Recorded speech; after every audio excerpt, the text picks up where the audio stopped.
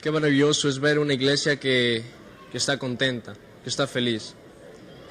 Porque durante una semana llena tal vez de problemas, de circunstancias de la vida, o de algunas cosas que el ser humano pueda pasar, Dios es tan maravilloso que nos da un día para poder descansar en su palabra. Pero antes de empezar con el tema, les voy a invitar a inclinar el rostro para orar y pedir la dirección de Dios durante este día. Oremos. Amantísimo Padre que estás en los cielos, gracias una vez más porque permites a tus hijos estar ante tu presencia. Sabemos que no lo merecemos, Señor, pero tu misericordia lo permite. Tal vez durante esta semana no hemos sido buenos hijos, no hemos sido buenos padres, no hemos sido buenos cristianos, Señor. Tal vez durante esta semana hemos lastimado tu corazón, pero aquí estamos tus hijos arrepentidos, queriendo recibir tu bendición. Te pido en esta mañana que tu Espíritu Santo se mueva en medio de esta iglesia, Señor, y que nadie salga de aquí con el corazón vacío, que nadie salga de aquí como entró, Señor, sino que salga renovado en tu palabra. Pon a un lado el ser humano y solamente que quede tú, Señor, aquí en esta iglesia. Ayúdanos a entender lo que tienes para nosotros en este momento. Todo esto te lo pido en el nombre de Jesús. Amén. En cierta ocasión, una pareja de esposos, adventistas por supuesto, fueron para la oficina de su pastor de iglesia. Y parecía que la esposa estaba llevando a su esposo a la fuerza. Entonces nosotros podríamos definir de que la esposa era la de los pantalones en la casa. Y bueno, ya estoy empezando a ver que algunos empiezan a codear. Y si es que se ríen, es verdad. Entonces, la realidad no era esa. La realidad es que en el sábado anterior, aquel esposo había hecho una predicación muy bonita en el culto divino. Predicó algo hermoso, con los libros de Ellen G. White, los libros de Espíritu de Profecía, la Biblia, entre otros libros de las doctrinas de la iglesia. E hizo un sermón muy hermoso. Hermanos, decía, el mundo está entrando a nuestra iglesia. El mundo está llevando a nuestros jóvenes para afuera y necesitamos entregar nuestro corazón a Jesús. Durante este sábado predicó y llegó la tarde. Ya era hora del almuerzo. Todos los hermanos fueron para sus casas, al igual que este hermano también fue. Llegó a su casa, se sentó en el comedor a esperar el almuerzo que la esposa le había preparado. Y la esposa venía con el plato de arroz yendo para darle en la mesa. Y le coloca allí. Y el hombre hace la oración para bendecir los alimentos y da la primera cucharada. Imagínense lo que sucedió. Expulsó todo el arroz y dijo una palabra que los adventistas no deben decir. Entonces, rápidamente, la esposa toda cariñosa, como todas las esposas adventistas. ¿Amén? Amén. Mira al esposo y le dice: mi amor, acabas de predicar un sermón tan bonito y vienes aquí y malogras todo. Solamente porque el arroz estaba un poco crudo. ¿Para qué la esposa dijo eso? Rápidamente aquel hermano se enfureció y fue a golpear para la esposa. Pero allí también estaba el hijo de 12 años, ya un poco grandecito. Y toda su vida había visto a su padre golpear a su madre. Pero ahora él pensó: ahora que yo ya estoy grande, no voy a permitir que mi padre le pegue a mi madre. Yo la voy a defender. Entonces se fue y se puso entre el papá y la mamá. Y el papá mira al hijo y le dice: ah, muchacho rebelde, vete de acá. Entonces el hijo le dice: ¿sabes qué? Yo no me voy a mover de acá porque tú vas a pegar a mi madre. Y el hermano empezó nuevamente y le dice: yo te voy a enseñar a respetar, porque en la Biblia dice: honrarás a tu padre y a tu madre. Yo te voy a enseñar a guardar ese mandamiento. y sacó la correa para castigarle al niño. Y mientras le castigaba a la mujer, la esposa, cogió su cartera y empezó a salir.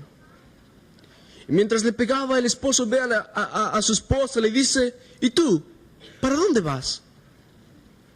Imagínense lo que la hermana dijo: voy a denunciarte.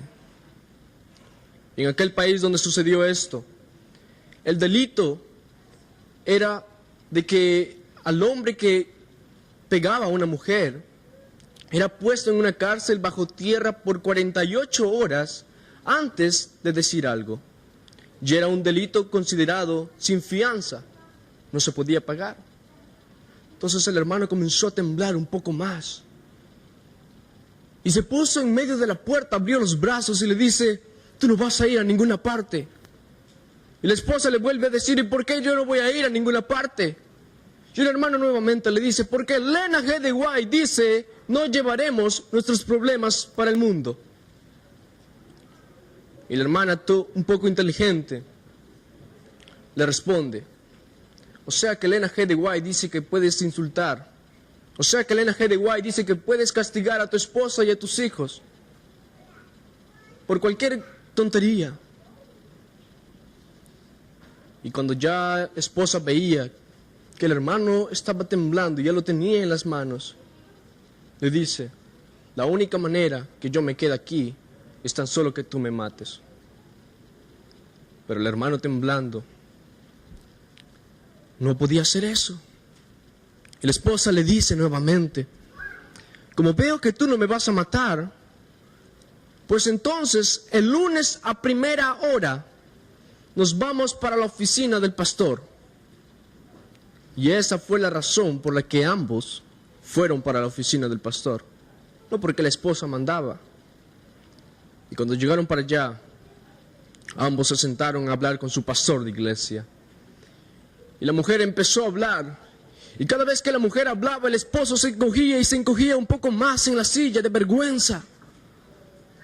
Hasta que llegó un momento en que el esposo toca la mesa del pastor y se pone de pie.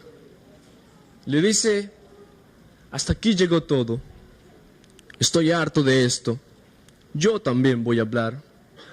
Voy a decir todas las cosas que he hecho sin que mi esposa me vea. Y cada vez que el esposo decía algo, la mujer abría los ojos tan grandes y más grandes, porque no creía lo que el esposo hacía. Hermanos, el tema de hoy tiene como propósito presentar que una vida sin Cristo dentro de la iglesia es una vida vacía, desorientada e infeliz. Les voy a invitar a abrir en sus Biblias la lectura bíblica de este tema, en Mateo 18, 12 al 14. Mateo 18, 12 al 14. Y dice: ¿qué os parece si un hombre tiene 100 ovejas y se descarría una de ellas? ¿No deja las 99 y va por los montes a buscar la que se había descarriado? Y si acontece que la encuentra, de cierto os digo que se regocija más por aquella que por las 99 que no se descarriaron. Así no es la voluntad de vuestro Padre que está en los cielos, que se pierda uno de estos pequeños. En los versículos que acabamos de leer, nos muestra la parábola de la oveja perdida. Y muchos de nosotros sabemos que esta parábola se encuentra en dos distintos evangelios en la Biblia. Uno se encuentra en Mateo 18, que es la que acabamos de leer, y el otro se encuentra en Lucas 15. Pero ambos evangelios tienen un diferente significado para esta parábola. Ambas parábolas se encuentran en un distinto contexto que fueron contadas, y ambas guardan un diferente mensaje. ¿Pero cómo así? Veamos. En Lucas 15, la parábola surge en el momento en que los fariseos y los judíos hacen la pregunta a Jesús. Porque Jesús se juntaba con las prostitutas, con los publicanos, con los mentirosos, con los ladrones y con las personas de mal vivir en la sociedad. Y ahora, como respuesta a esa pregunta, Jesús narra la parábola de la oveja perdida. Pero en Mateo 18 sucede algo diferente. El contexto es el reino de Dios. ¿Pero qué es lo que quieres decir con eso, Max? Que en Lucas 15, Jesús nos quiere decir que la oveja perdida está fuera en el mundo, fuera de la iglesia, viviendo en los prostíbulos, en los bares, allá perdido en las drogas, en el alcoholismo. Y que nosotros como cristianos tenemos la necesidad y el deber de ir para ellos y traerlos. ¿Amén? Pero en Mateo 18 es algo diferente. En Mateo, Dios nos dice que la oveja perdida está dentro del reino de Dios. Que la oveja perdida está dentro de la iglesia de Dios. Y tú puedes quedar resentido conmigo por decir esto, porque yo no tengo ningún derecho en decirte esto. Pero no lo digo yo, lo dice la palabra de Dios. ¿Por qué? ¿Qué sentido tiene alguien que estando en la iglesia de Dios puede estar perdido? Eso es lo que muchas veces nosotros pensamos. En cierta ocasión, un joven ejemplar, un joven dedicado para las cosas de Dios, un gran director de la sociedad de jóvenes, y era el director de una de las más grandes sociedades de jóvenes de aquel lugar. Un joven entregado para el servicio de Dios, moviéndose de aquí para allá, buscando si alguien necesitaba algo. Un joven admirado por los hermanos de la iglesia. Cada vez que un padre pasaba con su hijo y miraba a aquel joven, el padre le decía a su hijo: tú tienes que ser como aquel muchacho. Así, como aquel muchacho entregado para Dios. Pero en ese momento aquel joven se encontraba en la oficina de su pastor, llorando. Y le dice: pastor, estoy perdido. Pero el pastor no podía creer, porque aquel muchacho ejemplar, él conocía muy bien a ese joven. Él podía creer de cualquier otro joven, pero de ese joven que estuviera perdido, imposible. Y aquel joven le dice: usted no sabe de dónde yo acabo de venir, de un lugar que nunca un joven cristiano debería entrar en su vida. Y cuando entré a ese lugar tuve ganas de vomitar, pastor. Cuando entré a ese lugar tuve desprecio de mí, me sentí una basura. No era la primera vez que entraba. Llega el momento en que salí, caminaba por las calles como un loco, sin saber a dónde ir. Y pensaba que la muerte era la única solución para mi problema. La gente solo veía mi parte exterior, las apariencias que yo llevaba. Todos creían que yo tenía una vida perfecta, pero no sabían el dolor que estaba teniendo aquí en mi corazón. Estoy perdido, pastor. Estoy perdido. Ayúdeme, por favor. Ahora yo les pregunto, ¿tenía razón Jesús al momento de decir que la oveja perdida estaba dentro de la iglesia? ¿Tenía razón Jesús?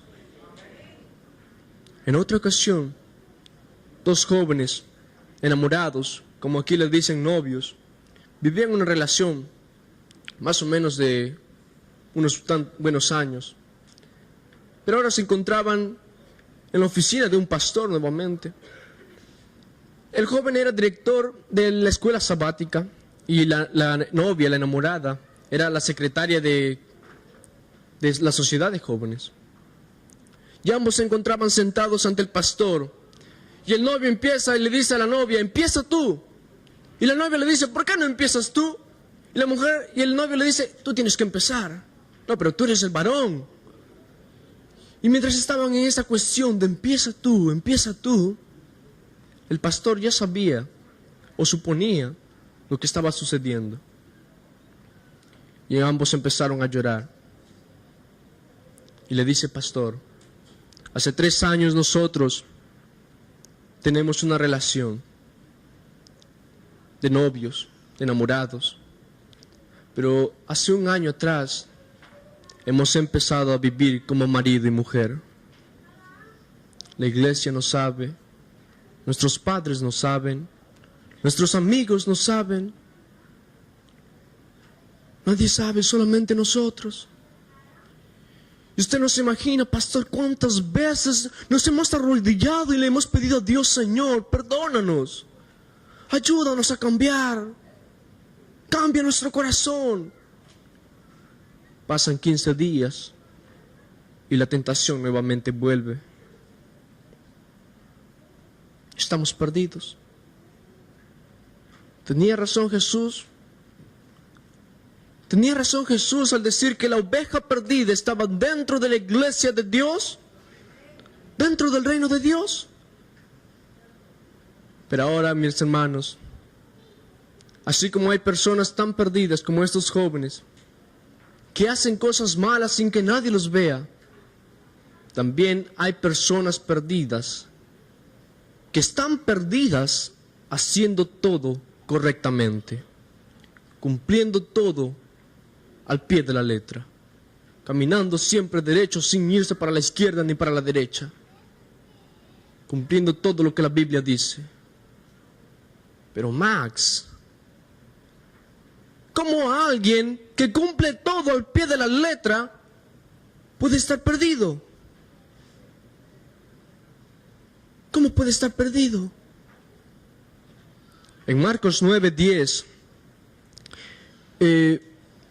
no voy a leer la historia, pero muchas veces nosotros tenemos una gran tragedia en la vida cristiana, que confundimos salvación con las buenas obras, que confundimos la salvación con buena conducta, que confundimos la salvación con que yo me porto bien y me voy derecho. Ese es el gran problema, que la salvación no se gana porque yo soy bueno en la iglesia, que la salvación no se gana porque yo guardo los 10 mandamientos. No. Vamos a estudiar un poco la historia del joven rico. Y el joven rico representa la vida de muchas personas que están en la iglesia, guardando todo correctamente, pero están tan perdidos como estos jóvenes. Están tan perdidos, pero solamente que están haciendo todo correcto. ¿Por qué? ¿Por qué?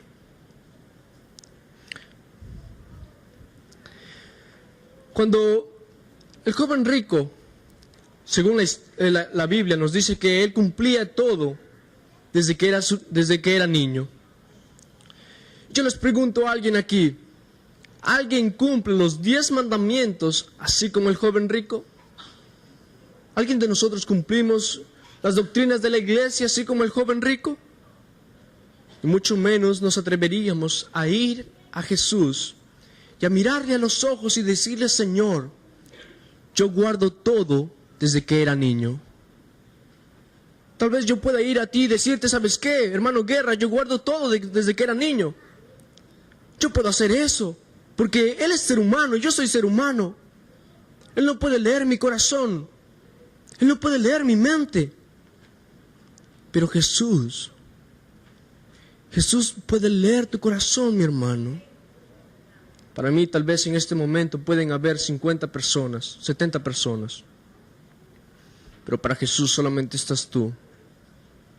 Y un día Jesús, cuando estuvo aquí en la tierra, dijo, no hay pájaro alguno que muera, ni cabello que caiga, que mi Padre no sepa. Ahora tú vales más que un pájaro. Tú vales más que un cabello.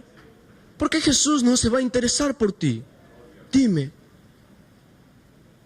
Jesús se interesa por ti. Él sabe los grandes problemas que tienes en tu vida en este momento.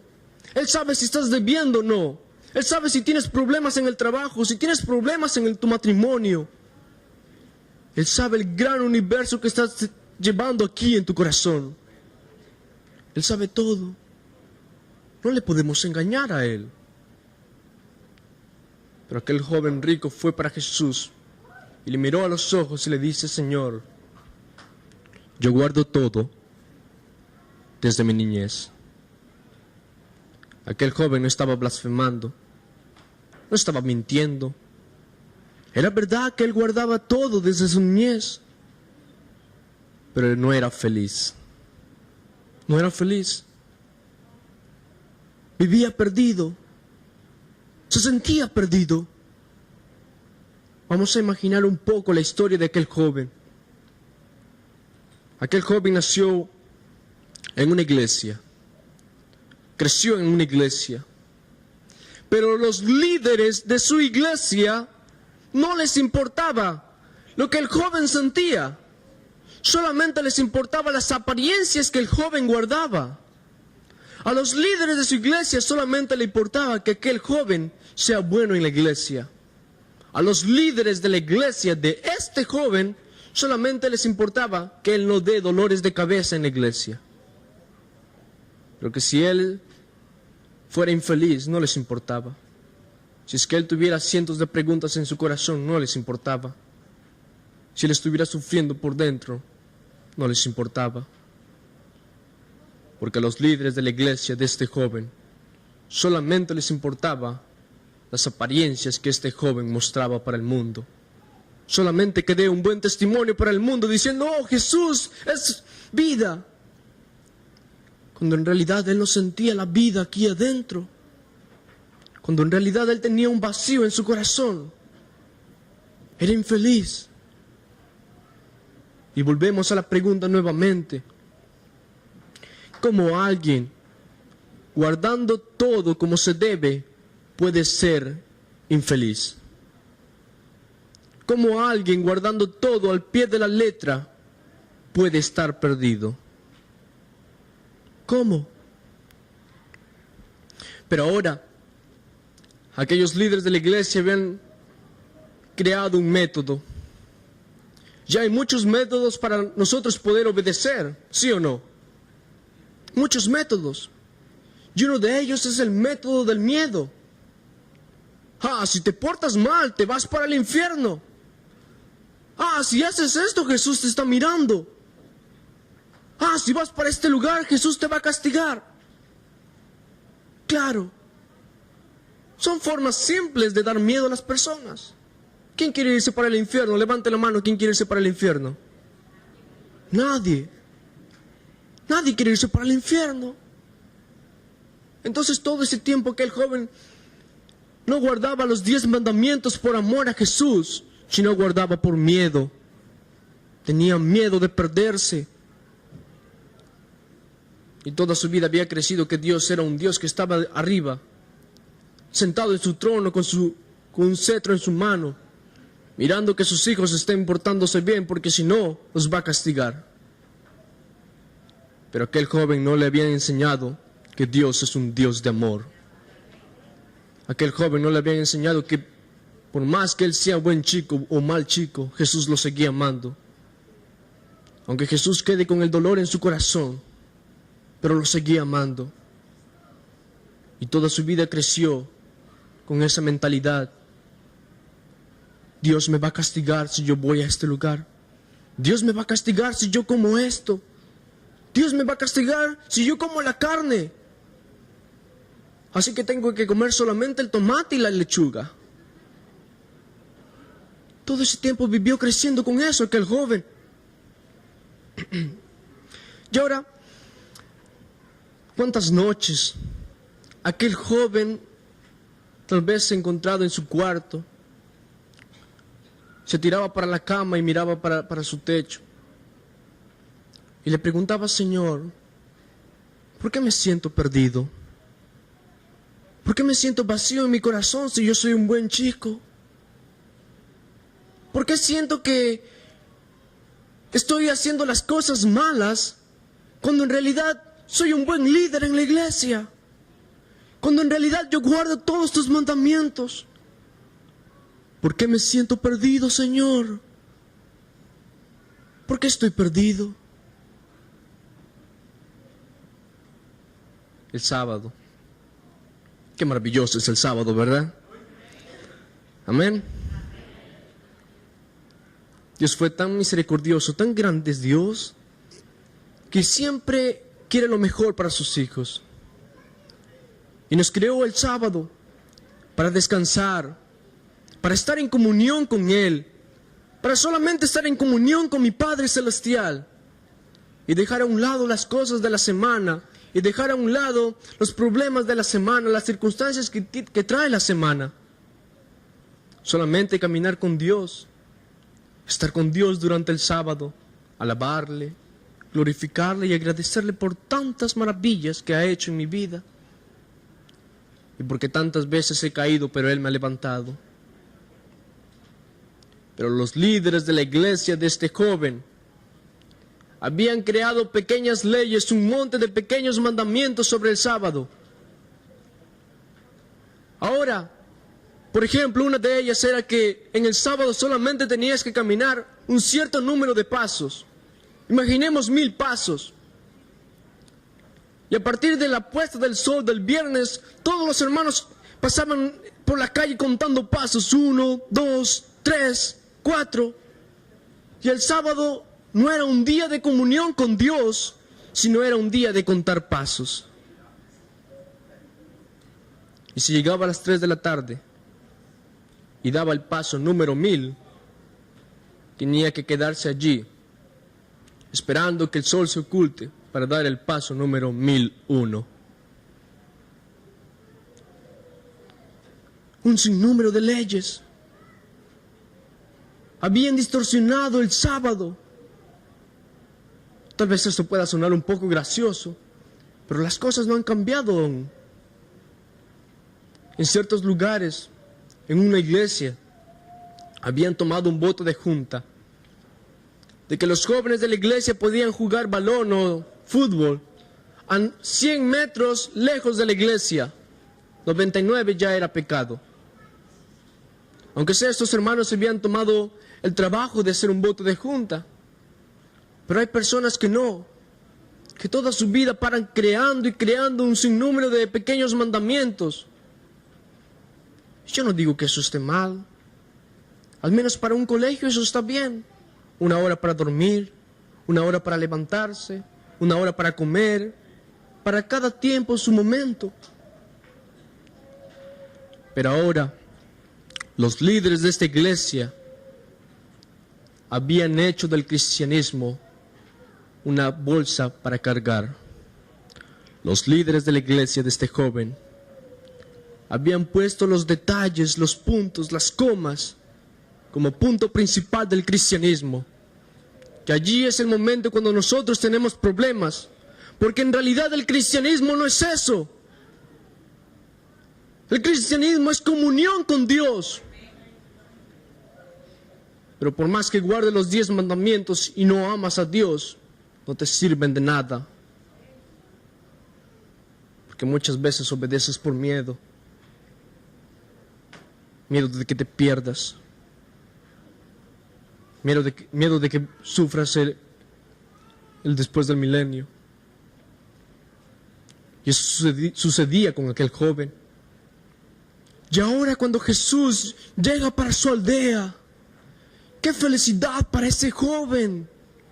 ¡Qué felicidad para ti, mi hermano, cuando Jesús llega a tu vida! ¡Qué felicidad para ti cuando Jesús te encuentra después de una vida llena de miseria! Porque no es el ser humano quien trata de buscar a Dios. No es el ser humano quien va detrás de Dios corriendo. Es Dios quien va detrás del ser humano. En el principio del Edén, cuando Adán y Eva pecaron, Dios bajó para la tierra y preguntaba a Adán, ¿dónde estás? Eva, ¿dónde estás? ¿Y qué es lo que Adán y Eva estaban haciendo? Escondidos detrás de un arbusto porque tenían miedo. Y desde ese momento la historia de la humanidad ha sido Dios buscando al hombre y el hombre escondiéndose de Dios. Pero Dios te sigue buscando. Y Jesús llegó para esa aldea. Y aquel joven corrió para Jesús. Estaba perdido, necesitaba una respuesta. Necesitaba llenar ese vacío que tenía en su corazón.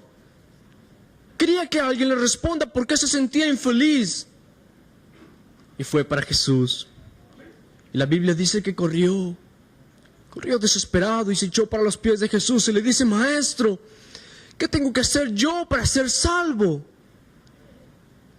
Pero Jesús, como siempre, siendo un buen maestro, un buen profesor, un buen consejero para la vida de un cristiano, miró su corazón y sabía cuál era su problema. Y empezó por eso. Quería llevarlo de lo que conocía a lo que no conocía. ¿Qué era lo que conocía?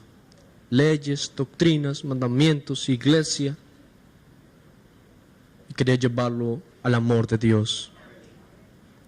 Y le dice: para que tú seas salvo, tienes que guardar los 10 mandamientos. Esos que están en Éxodo 20. El joven se queda pensando un momento, solamente estoy imaginando. Queda pensando un momento y le dice: Señor, pero yo guardo eso desde mi niñez. Y ahora Jesús le sonríe y le dice: ahí está tu problema, hijo, que los guardas. Guardas los mandamientos, sí, pero no me amas. En tu corazón no estoy yo como punto principal. En tu corazón no está la persona maravillosa de Jesús. Y por más que guarde los 10 mandamientos, las doctrinas de la iglesia, lo que Elena G. de White diga, por más que comas el tomate y la lechuga y no comas la carne, pero no amas a Jesús, de nada te sirve. De nada. ¿Qué es lo que el joven rico tenía en su corazón? Las riquezas, dinero. Y Jesús le dice: deja todo atrás y colócame a mí en tu corazón. Tal vez en este momento tú puedas suspirar y mirar para el cielo y decir: Señor, gracias porque yo no soy rico como el joven rico. Gracias, Señor, porque yo no soy tan millonario como aquel joven. Gracias, Señor, porque mi ídolo no es el dinero. Tal vez tu ídolo no pueda ser el dinero en esta mañana. Tal vez tu ídolo sea un personaje de televisión, una telenovela, tu novio, la novia, tu esposa, tu esposo, tu familia, tu hijo.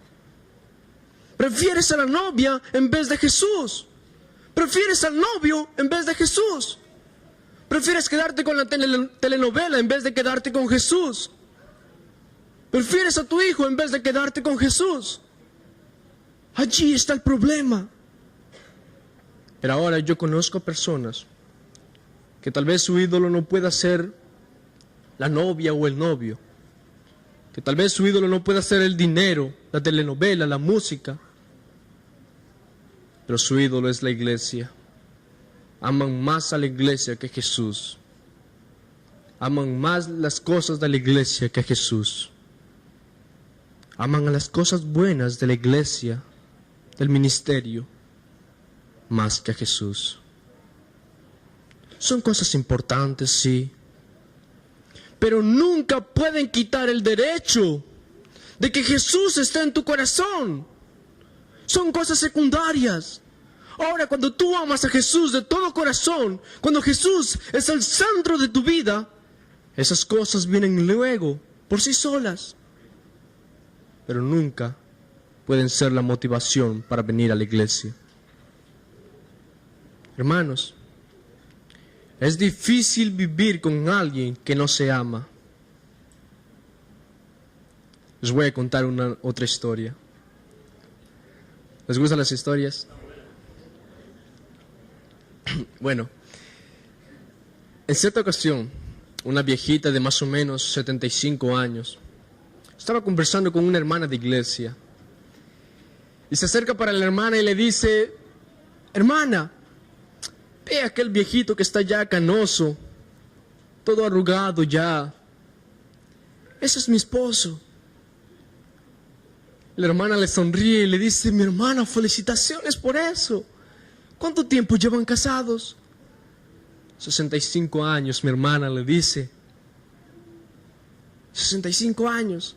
¿Cuántos tienen más tiempo casados aquí? ¿Nuestros hermanos españoles? ¿50? 50, le faltan 15. Pero bueno, estaban casados 65 años. Y le dice, en los moldes de los pilares del matrimonio, yo he sido una esposa perfecta para él. He sido una esposa perfecta para él en todos los aspectos. En la ropa, en la comida, bien cambiado, bien cuidado, los hijos bien criados.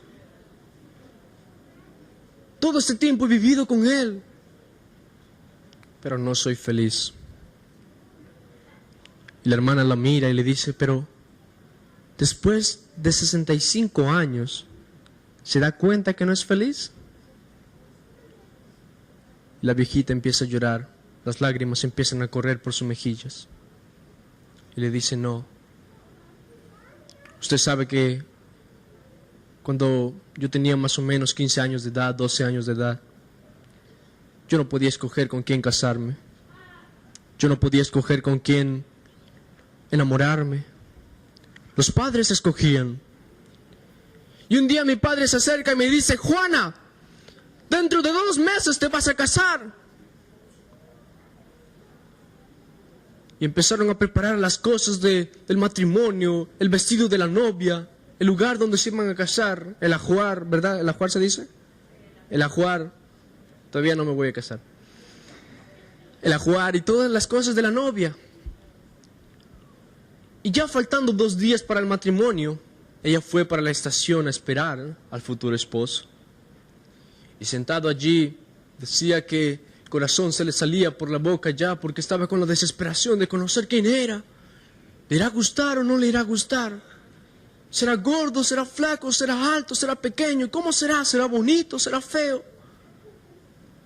Y justo llega el bus allí y las personas empiezan a bajar. Y se acerca a su prima y le dice, mira, ves a aquel hombre que está viniendo allá, él va a ser tu esposo. Y la hermana empieza a mirarlo en esa posición. Y el hombre empieza a llegar un poco más y lo veía un galán. Se iba acercando más y lo ve de cerca y dice, oh Señor, no, ¿cómo es posible? No me gustó, hermana. No me gustó. Pero mi madre me enseñó lo que una esposa debe hacer y lo que una esposa buena no debe hacer. Y todos estos 65 años he vivido haciendo eso.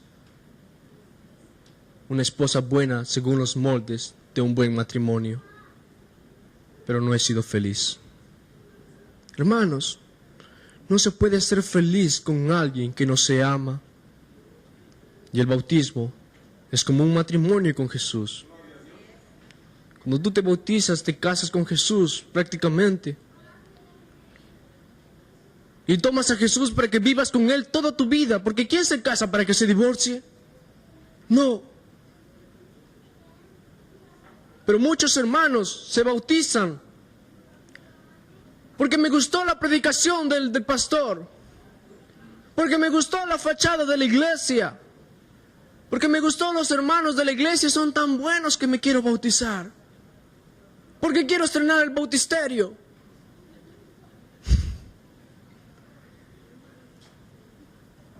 Se bautizan por eso.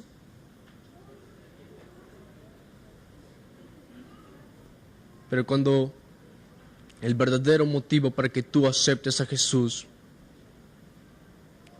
es la fachada de la iglesia y las cosas que acabo de pronunciar, y no es la motivación de amar a Jesús, no vas a ser feliz. No vas a ser feliz. ¿Por qué? Porque no se puede vivir con quien no se ama. Y este joven no era feliz porque no amaba a Jesús. Ahora, este joven podía guardar todos los mandamientos, pero no era feliz porque no amaba a Jesús.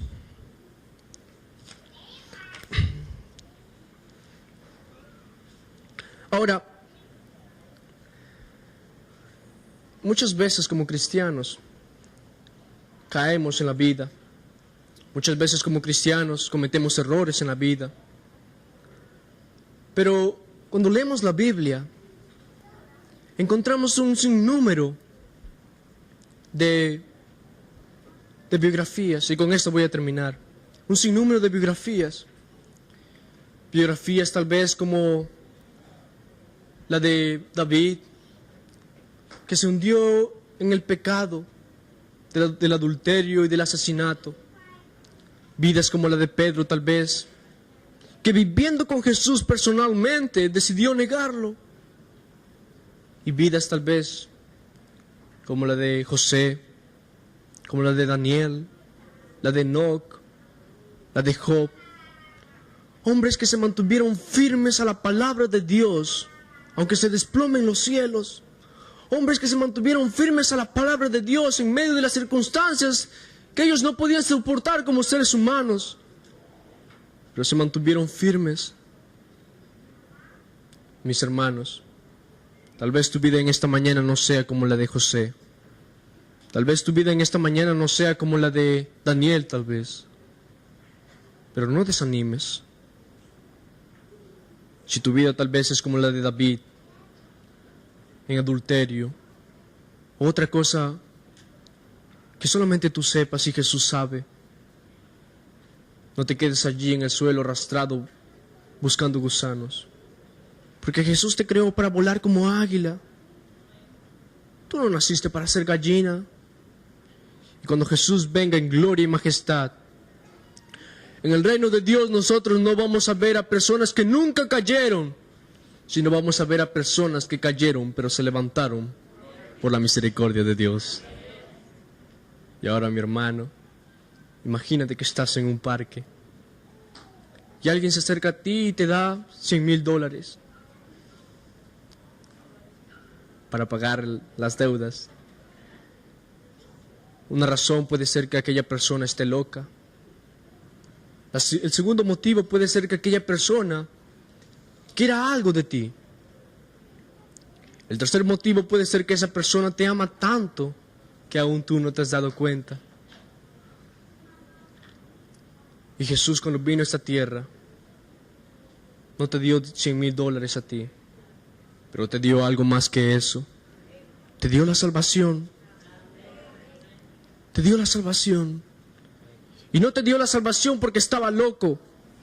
No te dio la salvación porque quería algo de ti. Porque ¿qué hay en tu vida que Jesús necesite? ¿Qué hay en mi vida? Una vida llena de miseria y pecado que Jesús necesite. Jesús no necesitaba nada de ti. Ahora el tercer motivo es que Jesús te ama tanto que aún tú no te has dado cuenta. Y por tantas veces que caigas en la vida,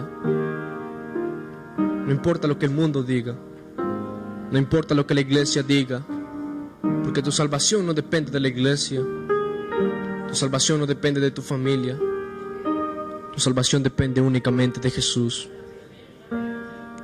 Y joven, si algún día caes por las cosas del mundo, o sales de la iglesia, tal vez alguien que está escuchando a través del YouTube, o algún mensaje a través del internet, Jesús te ama tanto y Él te está esperando con los brazos abiertos. No importa lo que tus líderes digan, Él no quiere encontrar en ti apariencias. Él quiere que tú edifiques una vida en torno de Él, porque con Jesús somos más que vencedores.